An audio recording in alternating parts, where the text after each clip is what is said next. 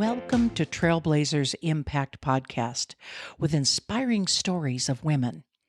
I'm Nan McKay, and Dee Dee Strum, my co-host, and I interview ordinary women who have lived extraordinary lives. The women we interview share their inspirational secrets and provide hope and guidance to women of all ages in similar circumstances. Trailblazers Impact chronicles struggles, successes, and the impact of lessons learned from seasoned professionals who have blazed a trail for others to follow. Trailblazers Impact Podcast is featured in the top 20 Trailblazers Trendsetters podcasts by FeedSpot and as one of the top 28 podcasts for women in their 20s by Pretty Progressive. Our website is trailblazersimpact.com, and you can contact us at hello@trailblazersimpact.com. Please follow us on our website and read our blogs while we share the stories. I would like to introduce you today to Lisa Alexander. Lisa has an award-winning creative marketing agency, and she actually has won several awards for her documentary from WorldFest Houston and from San Antonio Film Fest. So, Lisa, tell us a little bit about your business. Thank you so much for having me. I appreciate the opportunity to come and share with your audience. I don't take that lightly. Thank you very much. So my business, I have an agency called Pretty Work Creative, where we do video content production. We also do brand development, and we also do graphic design. Our documentary won at WorldFest Houston. We won a gold REMI, and then we also won at San Antonio Film Festival. So the documentary is called What Mercy Looks Like. We followed a team of volunteers around for 6 weeks after Hurricane Harvey. So the documentary is about their experience and how they came from everywhere across the country to come and help Houstonians rebuild after the storm. It was the most touching thing I had ever seen. These people gave graciously and they gave freely, and they wanted nothing in return, just to help these people rebuild their lives. So it was so moving, and we got to capture that on film. And it didn't start out as a documentary. It started out as we were going to do a promotional piece for the organization that sent out all these volunteers. And so what's turned out, it was supposed to be a 10-minute video, turned into a nearly half-hour documentary, and an award-winning documentary at that. So we're very proud of that work that we do at Pretty Work Creative. That is so exciting and so fulfilling in so many ways, isn't it? And then to have win an award. I know, on top of all of that. That's even better. That was really cool. That was really cool. We were so not expecting it, but it was a very nice surprise. So how did you get into video work? So I'm a speaker and an author. And as a speaker and an author, you have to produce videos. And so everyone would ask, who does your videos? I would say, we do our videos. My husband and I, we work together and we produce our own videos. So when things happen, life happens as it does. My husband joined me in the business and he became our director of photography. He has 20 years of QC experience, quality control. So he brings all of that wonderful knowledge to the set when we do video recordings. And so I tell people all the time, just do what he says. Just do what he says, because he sees things, and it's all those years of training to look for things. And so I tell people, don't get upset. Just do what he says and it will be fine. And he produces some of the most amazing work. So what is it like to work with your husband? Is this a 24/7 kind of thing? No, thank God. Not anymore. Not anymore. It is interesting to be able to work with your spouse. So of course we were a at-home business. So we saw each other all the time. And you need space. You do need space. But thankfully, we had experience of having to work together. We were in leadership positions together at one time. And so we'd had the experience of working together. And so you keep having to fine-tune your processes and work on your communication. And we did that. And so we work well together. It took time, but we work well together. So tell me what the leadership positions that you were in together. What were you doing? We were in church leadership together at one point. And so we did that for a number of years.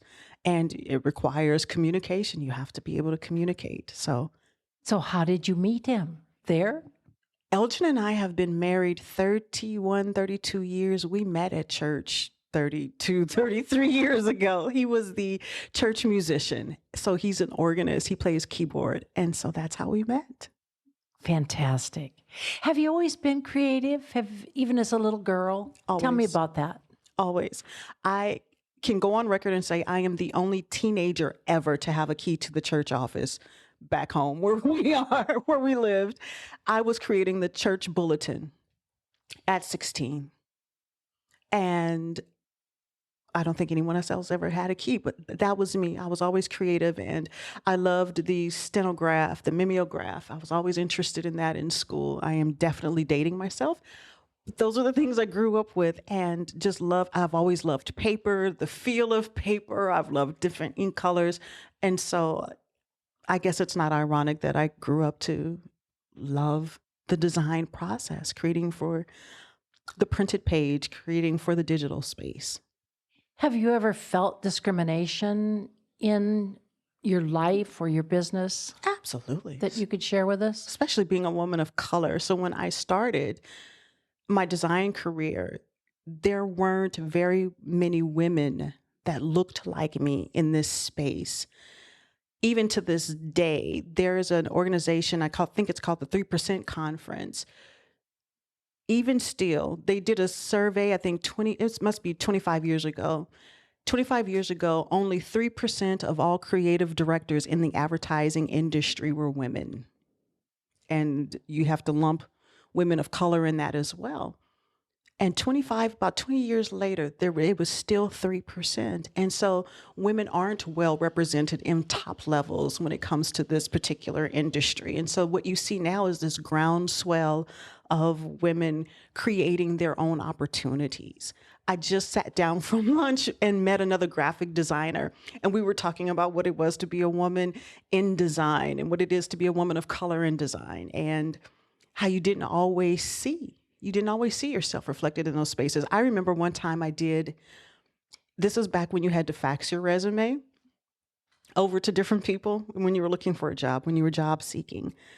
And I remember faxing over my resume. I got called in for the interview. My name is ambiguous. You don't know who or what I am just based on my name. And so when I go in and I sit down, I'm this short Black woman, all this hair. And I sit down and I remember the gentleman looking at my resume, and then he looked up at me. He looked back down at my resume as if he was in disbelief that I had the credentials that I had, and I never got a call back. I knew that interview was going sideways the moment I walked in the door. You had that happen. I think we all have from time to time, but more hopefully in the past than in the future. It still happens. It still happens. It still happens. Sometimes it's not as blatant, but it still happens. People tell me that they kind of thought maybe things would get better after President Obama was elected, and now it seems like it's almost turned around and it's worse. Oh, we're seeing the worst of it right now. We really are seeing the worst of it. It never went away. Racism, discrimination, it never went away. It was never dealt with. And until you deal with it, and so we're being forced to deal with it. Thank God we have mobile cameras everywhere, and we can capture the footage. So remember, they used to say that the revolution would not be televised. The revolution is being televised, and thankfully, so now we can verify and validate that what we've been saying all this time is true. It's not fictional. It's not something that we're making up, that this is real life for a segment of America, and it can be scary and it can be outraging. But I think it all has to happen so that we can have real change. Probably. It's just hard to go through it during the time. It's not easy. Change never is. No. Change is True. never easy. Do you think that your early life affected who you are today? Yes, absolutely. I remember growing up, wasn't the most self-confident person, so I had some things happen, and we all have our stories. And that's I identify those things in like my first book that I wrote. It's called This Woman Knows, and it's my journey to becoming a woman who understands her value and her worth.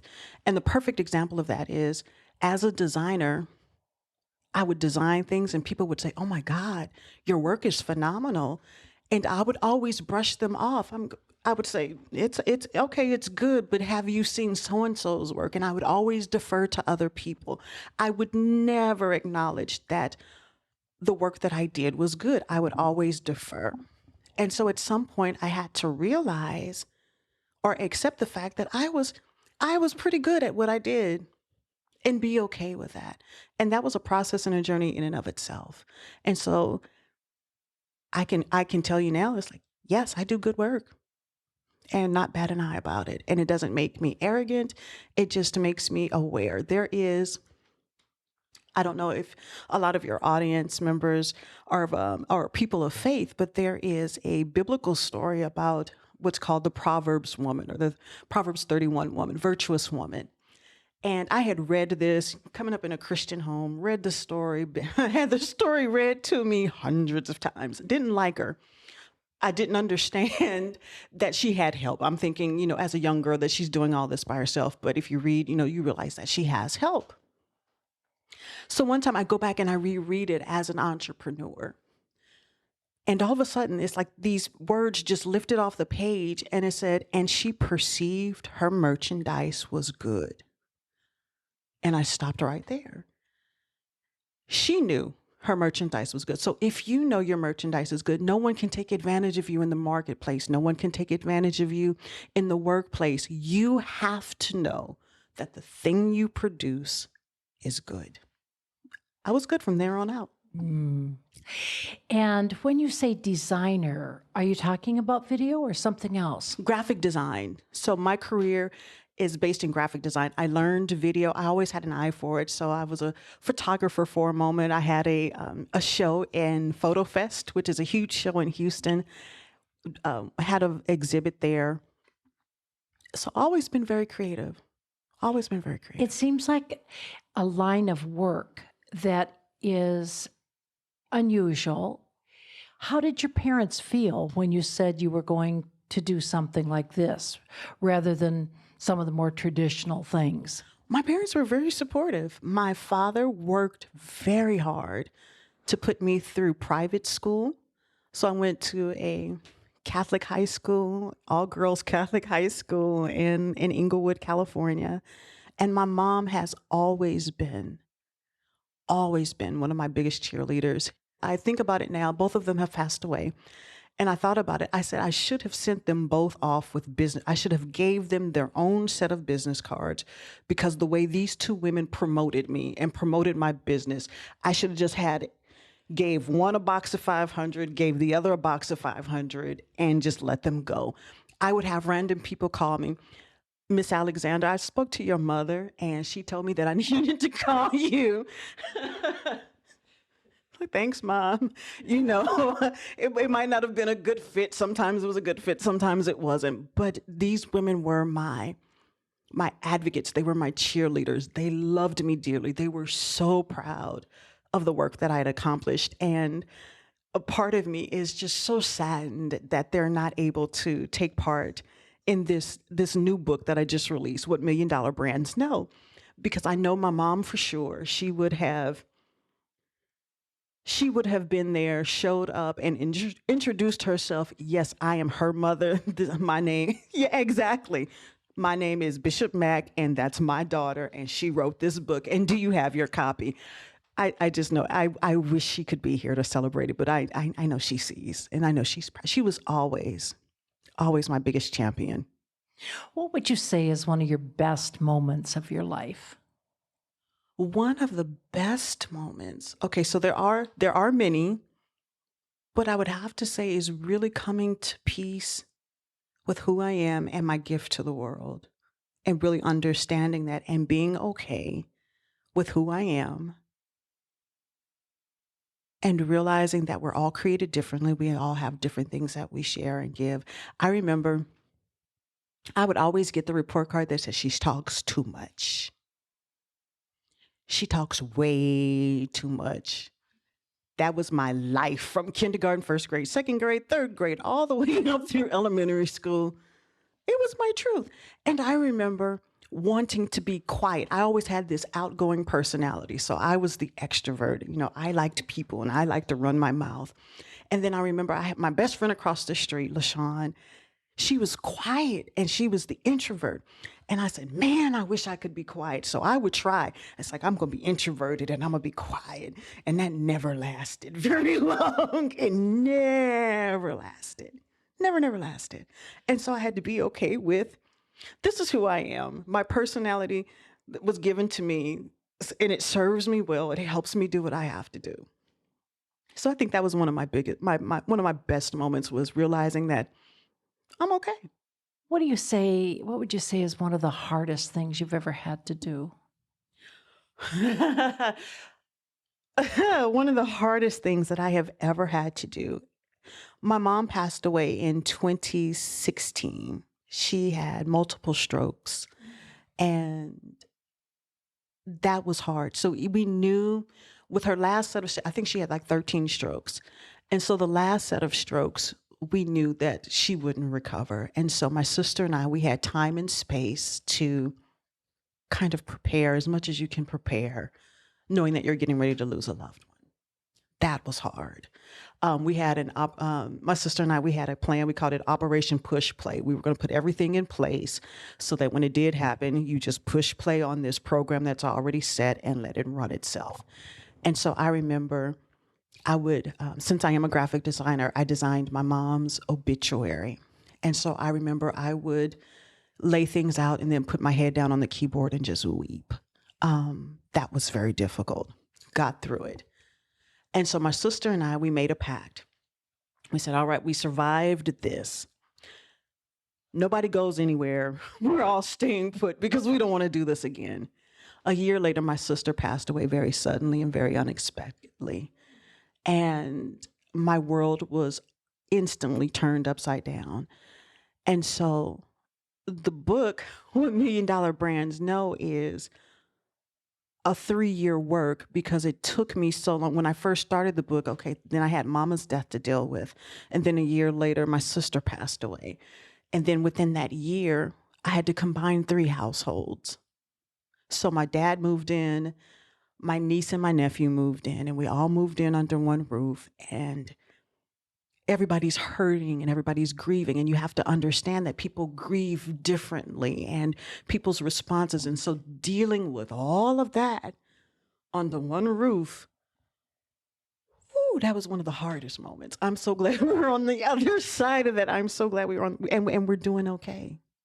It was hard, but we're doing okay. With your mom having several strokes, did you have time to tell her some of the things you really wanted to tell her? I did. I am so grateful for that. So let's see. I remember it well. So my niece she got baptized. She had just gotten baptized. My youngest niece got baptized and my mom wasn't able to attend. Her health wasn't well. And so I remember calling her that night. I called her that night. I said, Mom, I said, I just want you to know how much I appreciate you. And I had a conversation with some people that knew my mom. And I said, they told me to tell you that they loved you and they appreciate you. And it's like, I want you to know that I love and I appreciate you. And, all the things you've done and, how much we love you. And I remember having that conversation with her and she was like, oh, honey, I love you. So you know how moms do. She had her last set of strokes that night and we couldn't communicate with her. So I would go to the hospital to visit her and I would sing to her and just talk to her, but she could never respond. And so I'm so glad that that night we had that conversation. She knew how much I loved her and appreciated her. And what would you give as advice to people just in case they don't have that extra minute that you had that wonderful time? What would you suggest? Remember that people have expiration dates. And if there's anything you need to fix it. while you still have time and space, things happen very suddenly. My sister, I was out having dinner with a friend. I had just talked to my sister had just texted me hours before, and I get the phone call at dinner and says, "You need to get to the hospital." You just never know. And so say what needs to be said. Um, Forgive if you have to forgive. But just remember, people have expiration dates. That's a very wise thing to say. Very wise. What serious challenges have you faced? Taking on a 12-year-old when I thought I was done. My daughter is 28. My son is 20. I was, so close to being an empty nester. I was this close. And then I find myself with a middle schooler again. And it was difficult. It was difficult. And again, we all had our ways of grieving and we were dealing with things. And at times it was quite overwhelming and it was difficult for her. It was difficult for my nephew. It was, hard for my dad because he's coming from a space. He just lost a child. And I know what it is to lose a parent. I know what it is to lose a sibling, but I don't know what it's like to lose a child. And so his grieving process was his own. And then having all that under one roof, it was at times very tumultuous. It was very chaotic, but we loved each other and you work through it. And therapists are very good people and I highly recommend them. I think there's a meme that's out that says you can have Jesus and a therapist too. Yes, I highly recommend that. And so that was one of the most challenging moments that I have recent history. That would have been one of my most difficult challenges, and happy to say again, we are on the other side of it. So was this your sister's child? Yes. And she came to live with you? Yes, her, my niece, my nephew, who's 25, he's there at the house as well. My dad is there. My son, 2 dogs. We're a full house. We're a full house. That's why it took so long to get this book done. So I'm happy that it finally got done. There was a lot going on. I understand. There was a lot going on. What really motivates you? What keeps you going? What makes you want to get up in the morning? I really love helping people. I don't want to see people go through things unnecessarily, and especially women. So part of my story and my experience has been, you don't have to go through this. If I can show you, it's like, look, sis, you don't have to do this. It's like, let's look at this over here. If I can shave some time off your process. And I understand that we all have our paths, we all have our journeys. And it's like, but I can really shave 5 off for you. And it's like, don't do this over here.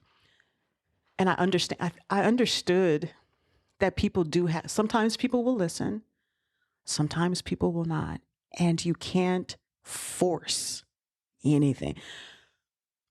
You cannot force a thing. If people are determined to go a certain way, all you can do at that point is just like wish them well, send them lots of light and love, say some prayers, especially when you see that they're going down a difficult journey.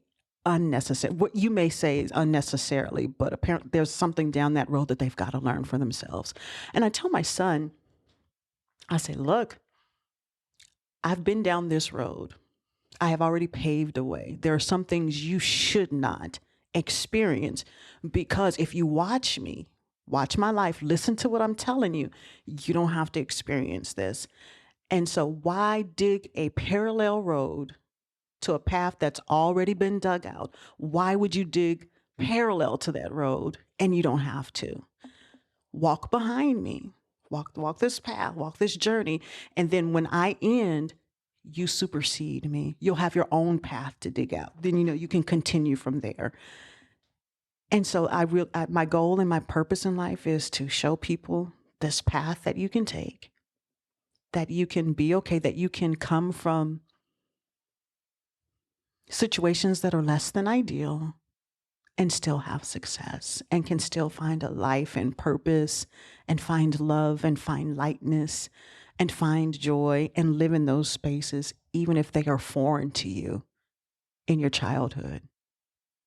So did your son take your advice? Yes, he did. He did. He's a smart kid. I appreciate him. He's a fabulous young man. I really do like him. He's a great kid. Great young man. He's 20 years old. I can't call him a kid anymore. I used to tease him all the time when he was growing out his beard. It's like, I got some wax. I can get that for you. He would be just like, Mom, no. So, what do you think is the best advice you gave him other than follow in your path? In a sense, how did he follow in your path, and what was the best advice and best outcome of that? The best advice I gave my son, I probably wouldn't repeat in this podcast. The best advice I probably wouldn't share. I'll tell you off air. Is to consider his options. Is that the best advice I gave my son is, son, you have options. You absolutely have options. So he is going to what is a community college. And so I told him, I said, you have some options here. I said, you can graduate with your 2-year. You can work in the field, find out if you really like this, or maybe you want to do something else. You haven't wasted anything. You just took your core classes, maybe a few specialty classes, and then you can, alter your footsteps, make a change once you go back for your 4-year.